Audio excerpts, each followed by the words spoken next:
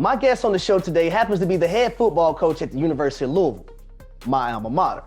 Now, he's taken over that program and is building a strong culture there as well. He also isn't a stranger to the playing field, having played quarterback at Appalachian State in the 90s.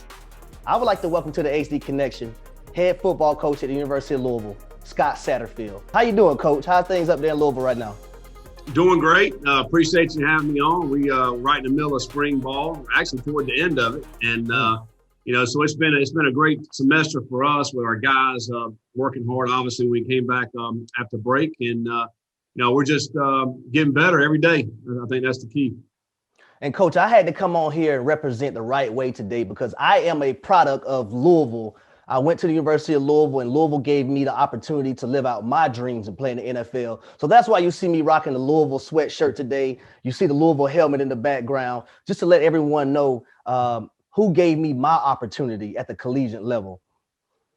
Yeah, that's awesome. I'm glad to see that. And, it's amazing what, when you go to college and how many doors open up for you. Not only, obviously guys want to come to University of Louisville, make it to the NFL and play at the highest level, but the network, the connections that you make, some of the guys are going to be your lifelong friends, and it's just a tremendous experience. And so, no, it's great to see you rocking that Louisville gear. It looks good too.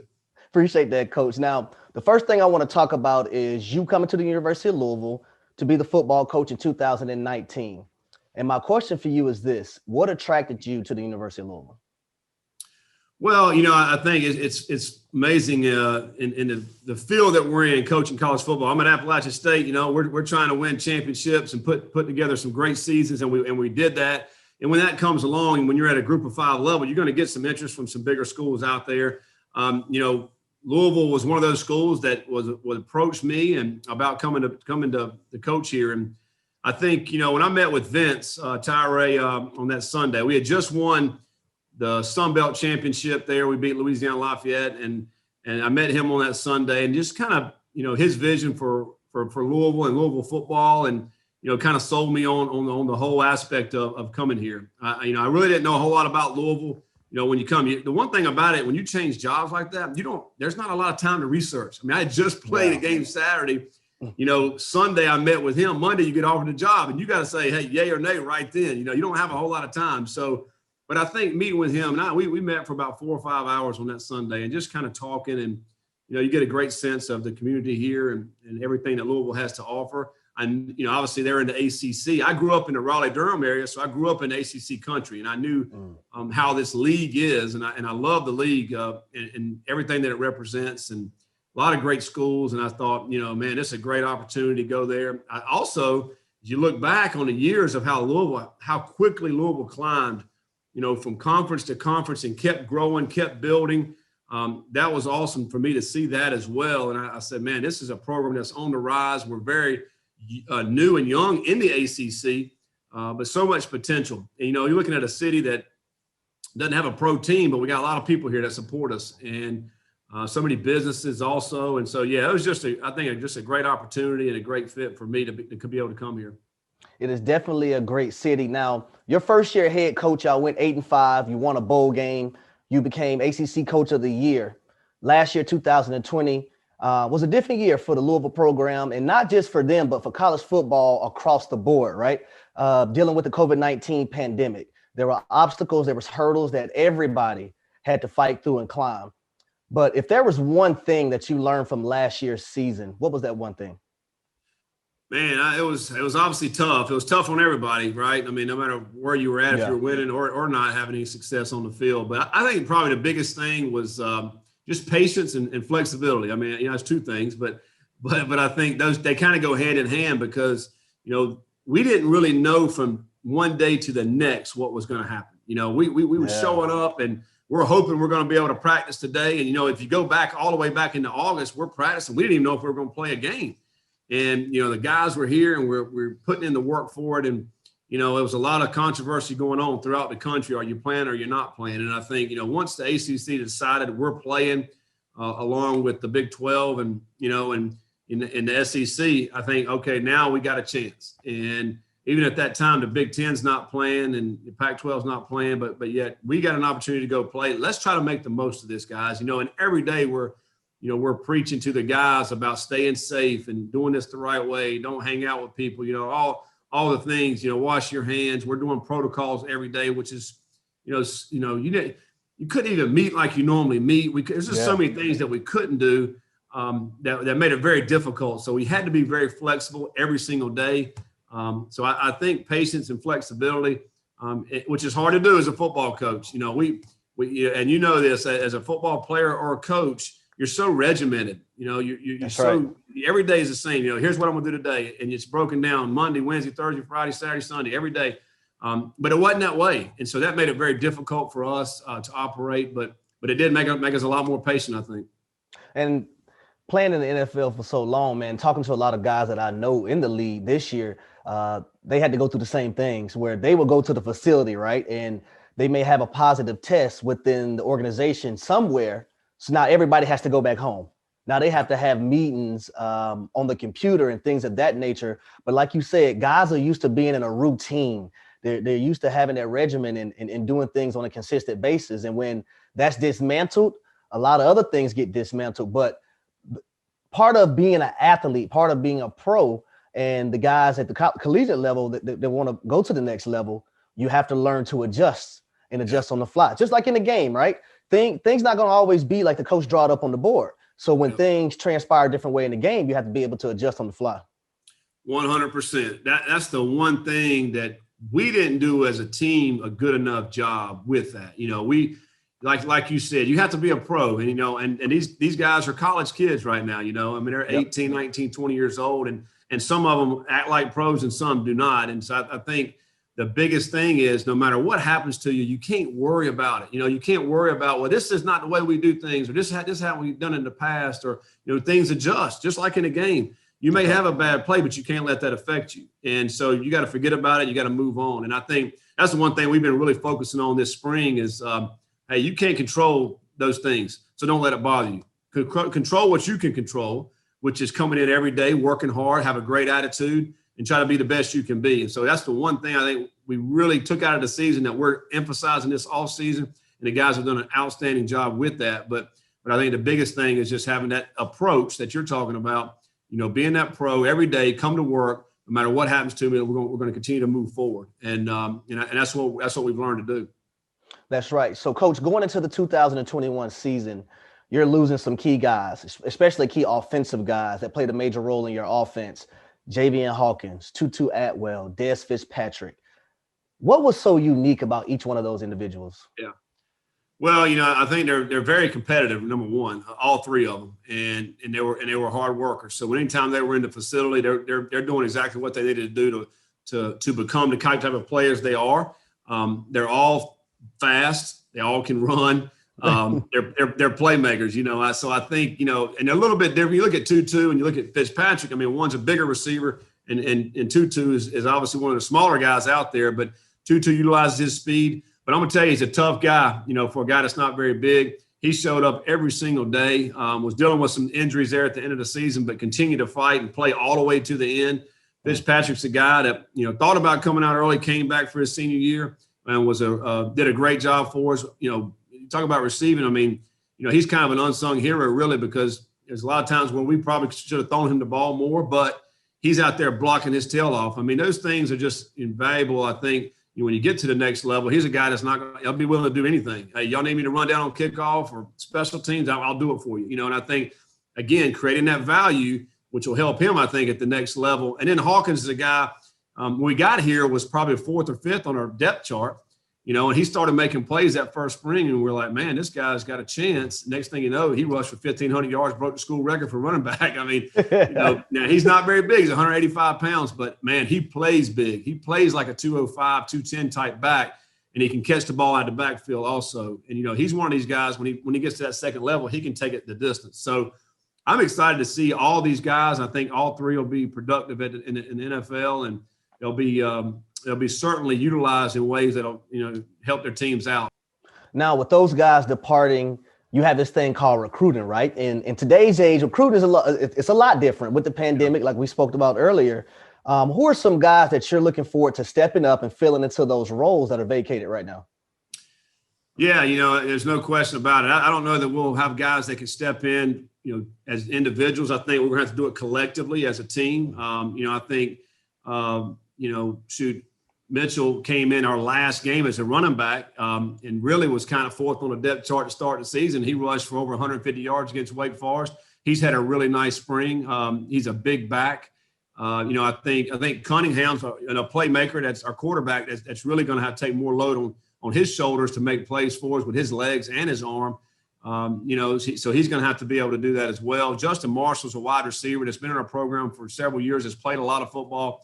It's time for him to really show, and he's done a really nice job this spring. Also, Braden Smith's a slot receiver that played a lot for us last year, caught a lot of contested balls. He'll be a guy that can do it. Watkins is a guy right here from Louisville that was a true freshman last year that toward the end of the year made some big plays for us. He's a really good leader for us. I think he'll be a guy as well. Marshawn Ford's a tight end. He leads the ACC right now in touchdown catches for the last 2 years. So we get inside the red zone. He's a guy that, guys going to have to know where he's at as well. And then it all starts up front. I think, offensive line, it's the most depth we've had since we've been here. Coach Big Nail, we just hired him as an offensive line coach, has come in here and kind of had to learn on the run. We started spring practice right when he got here. But, I think we're going to lean on that O-line. I think that'll be one of our strengths on our offense this year. That's good. So you talk about the ACC, talk about Louisville going to conference to conference in a good way. Mm-hmm. And for the last 6 years, Clemson has been ahead of the ACC. Now, what will it take to get over that hump and become ACC champions? Man, it's going to be tough. Clemson's pretty good. I think, you got to do it. Clemson wasn't built in 1 year, 2 years. Right. I mean, it took Dabo Swinney was there a long time before they started, being the kind of dominant team in the ACC that they are now, but his first probably 5 or 6 years, I mean, we're just about like everybody else, So yeah. I think what it takes is, having a great foundation, which we're building right now within the program, get that great foundation and then sign the right players, sign the players that have it in their heart that they want to be good and that they love football and they're going to show up every day and do what it takes. That's what it takes. We're not going to be able to go out there and sign those high 4-star, 5-star guys right now, but we can get those guys with a chip on their shoulder. That's a really good player that comes in here and develops into a great NFL player. And I think that's how you do it. And then once you get to that level, you start winning those kind of games, then you're going to start getting some of those big time name players that are out there. That's right. But it takes time. It's not going to happen overnight. So that's kind of where we are right now. And then, you got to win these. You got to win some of these games. We're competitive in a lot of these games the last 2 years. Now you got to beat some of these teams and knock them down a little bit. And now recruits, I think, start to realize, man, that program's on the rise. That's a team that we can go win at. So let me go be a part of that. And here's one of the things I want the younger generation to start paying attention to, Coach, is that when you look at the Super Bowl this year, right? It's not many guys that played in the Super Bowl game from both teams that were 4- and 5-star guys, right? Right. What you want to do is have the opportunity to be able to make it to the next level. And when your numbers call, you have to produce. Now you can't when your numbers call, you can't crap the bed. you have to produce. And that's how you become the guy that teams in the NFL want to look at. Teams want you on their squad because they seen your work ethic, they seen your character and all these types of things to become great. Yeah. Yeah, the one thing that we've all found, and this is kind of baffling to me, but I look at the NFL and I see how much money they spend, how much resources they spend for going out and trying to find the best players. And half the first round guys in 3 years aren't even in the league anymore. It's crazy. Because here's what they can't measure. They can't measure the heart. They can't measure what's inside of these guys. And that's the one thing, like as us in the collegiate realm, we go out and try to recruit these guys. We have to find out what makes them tick. And it's not just asking a coach, hey, can Johnny play? Oh, yeah, Johnny can play now. Yeah, you need to take Johnny. Well, we got to find out a little bit more than that. Like, what makes him tick? I mean, is he coming to work every day to try to get better? Does he love it? Does he can't get enough of it? And when I say that, I'm talking about it. I'm talking about the process. I'm talking about every single day wanting to get better, because there's only about 12 in NFL, 16 days where you can shine when the lights are on and you got to shine. But all the other days is what count. And that's where I think sometimes get misconstrued from young people is that they just wait to the game, coach. I'm going to show you in the game. No, you got to show me every day. Those everyday guys are the ones that are going to be special. They're going to be great. And those guys, a lot of times in high school, aren't there yet. They're not there yet. They're still developing and growing. And I think that's like you just mentioned, some of those 4 or 5 guys, star guys, end up tailing off once they get to college because they just raw talented. But they didn't have that desire and that work ethic that these other guys had because they had that chip on their shoulder. But what we've seen is the guys that put in every single day are the ones that are going to be great players. They're going to be great collegiate players, and they'll have an opportunity to go play at the next level because they just do a little something different. They just put it in. Now, your special ones are the ones that's got that talent and have that. Oh, yeah. Them the ones that's going to probably be in the Hall of Fame one day. Exactly. Yeah, MVPs and Hall of Fame guys. That's right. Now, the name Vince Tyra, the athletic director at University of Louisville. Personally, I think Vince has done a remarkable job since taking over that duty and that role. What has Vince meant to you and your family and every student athlete at the University of Louisville? Yeah. No, I agree. And we talked earlier. I didn't know a lot about the history of Louisville and kind of where it was before and where it's at now. And Vince came in and really changed a lot. When he came here and what Louisville athletics came a long ways if you look back the last 20 years. And but when he came in to take over, things were different and changed. And like I said, we're in the ACC, and he's done a remarkable job. Is just kind of bringing it all in. Making us all feel as one, as an athletic family here. He's been very supportive of everything that we're trying to do within this program, because we want to continue to elevate our program and be one of the top programs in the country. And we all know that it takes the administration and the people at the top like Vince, like Neely, our president, that are going to pour into our athletic department and for us into our football program, that we can continue to elevate this program because we all know what these other teams have. And the amount of personnel, it's not just your 10 full-time coaches, but nutrition staff, your strength and conditioning staff, your your recruiting department now, so all these things, we have to be able to resource these things out. And, and Vince is committed to doing that with our program. We are continuing to elevate that. And then just on a personal side, he's been awesome for me and my family. Again, very supportive, whatever we can do to help you guys out within your family. And, just been awesome. That's great. Now, Coach, one of the most precious things a coach can do when arriving at a university is building a good, strong, respectable culture. You have done that. That's one of the things I love about you. How important is it for a head coach to be able to relate to his players and have that open door policy where a player can come and talk to him about anything, but that player also knows that whatever he just talked to you about, it's not going to leave that room as well. Yeah. Well, I think for me, it's always been, in the way I treat my staff, the way we treat our players is the way I would want to be treated. When I came in, I wasn't heavily recruited. I was a walk-on player, kind of had to earn my way all the way up through it. But I was always treated good, and I was treated with respect. And that's kind of how we want to treat our players, how we want to treat our coaching staff. And it's not about me. It's a big thing. It's not about Coach Satterfield. It's about the Louisville Cardinals is what it's about. So we're all in this thing together. And I think, if we treat people that way, then we're going to get the best out of them. I'm not a micromanager either, but I don't want a bunch of robots running around here. I want guys to be who they are as players and as coaches, but I want everybody's best effort. Give me your best effort. If you come in here with a great attitude and you're going to work very hard, then that's all I can ask from you, and I think it'll work out. I also want our guys to play fearlessly and not to be fearful of screwing up. I want you to be able to cut loose and play. I just think you continue to grow as a coach and a player, when you are that way. And I think having an open door policy of, guys, come and talk to me or coaching staff or anybody else. We're going to tell you the truth. Sometimes you might not want to hear that, but we're going to tell you, the truth, and then we're going to love on you. And I think that's the bottom line. And so we've created that here. We talk about it all the time. Guys that were here, like Rocco, who was here, I was like, Rocco, man, these guys, different team now. He's like, it is. You can just see it. Guys, we can have hard conversations with our players and then still go put our arm around them, and they're going to love us back. And I think that's the key, is that mutual respect that we have with everybody. That's great. Great stuff right there, Coach. Now, What has made you believe that Louisville is the place for you to stay long term? Yeah.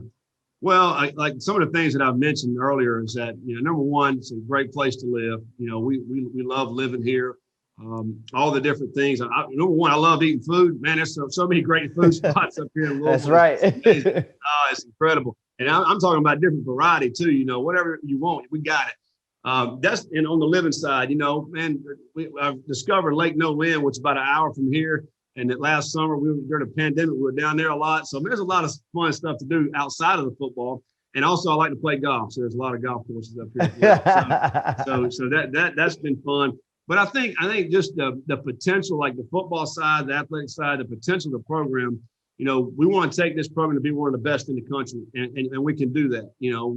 We're in a league where if you win this league, you got an opportunity to play for a national championship. That's one of my goals, to play for a national championship. And I think we're going to be able to get there here because of the resources we have, because of the city and the support we have.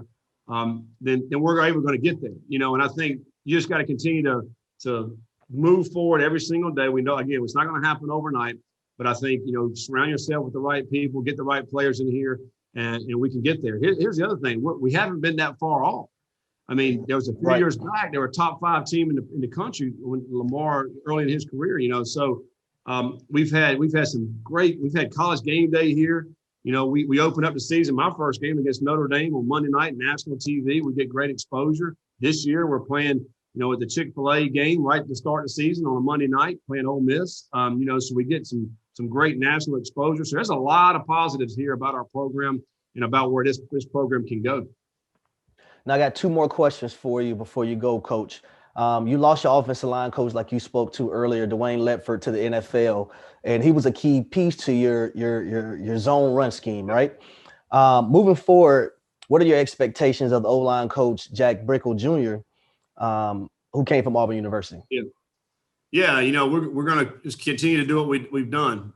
We've been running this offense. I've been calling this offense since 2012 in the same particular offense. So we're going to do what we do. It's been a very productive offense. We're going to continue to do that. As I mentioned earlier, our offensive line, I think, will be a strength of our team. We finally got some really good depth there up front, and we'll just pick up where we left off last year. Offensively last year, we put up some great numbers. We just turned the ball over too much. So we got to continue to take care of the football and then create some turnovers on defense. But I think offensively, we're going to be solid. We're going to be solid. I think our running game will be good. Our play action game. But you're right. We're going to run that inside and outside zone. We got to be really good at that and be able to control games with that.